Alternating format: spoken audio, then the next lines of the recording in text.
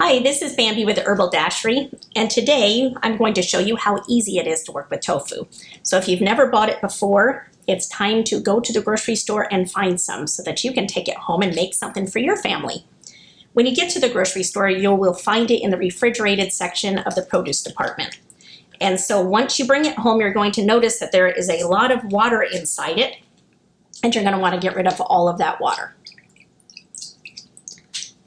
And lucky you, what you end up with is a big blob of what looks like nothing.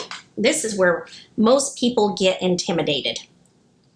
When you get to the grocery store, you're going to notice that there's 4 different types of tofu. There's silken, soft, firm, and extra firm. And so depending on what you want to cook with it, depends on which one you're going to buy. If you want to make a smoothie with it, you're going to get the silken. Then if you buy firm or extra firm, that's what you're going to want to use for stovetop recipes because it holds up better to the heat.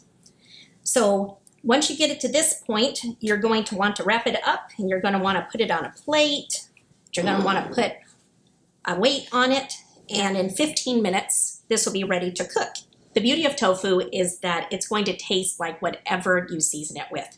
So you can marinate it in teriyaki, you can season it with sriracha, whatever you want to do, and that's what it's going to taste like. So it's a good addition to any meal that you want to add a little kick to. If you've ever had a bad experience with tofu in a restaurant, try it at home because you'll be surprised how much more you like it when you're cooking it yourself.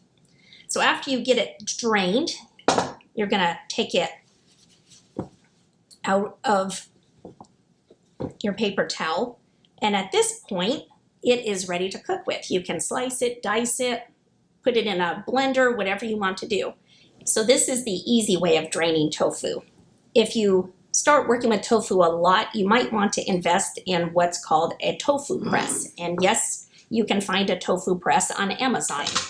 And what you do with a tofu press is you put it inside and it has clamps on it, and you clamp it down.